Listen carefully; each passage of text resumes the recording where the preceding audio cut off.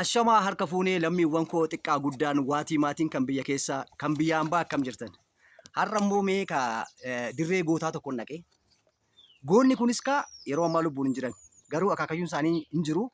Yeroo kan biraatan miidiyaatti qabadhee dhufa. Goonni kunis goota yeroo Adawaa, yeroo Baalchaa Saafoo, yeroo Maacoo jechuudha. Yeroo Garasuu Dhukii san meeshaalee inni ittiin lolaa ture maqaan isaanii odoon ka'an lubbuudhaan darbanii boolla isaanii aannan waa guutu.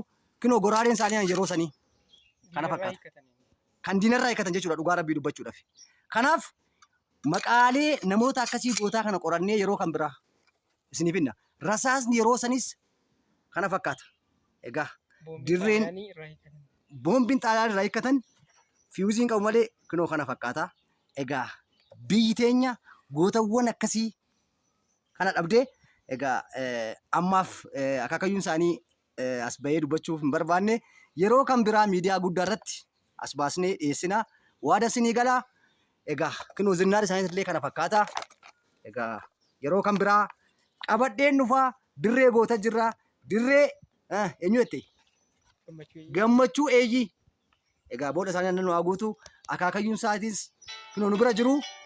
Egaa innis lubbuun nu haa jiraatu jenna. Horaa bulaa.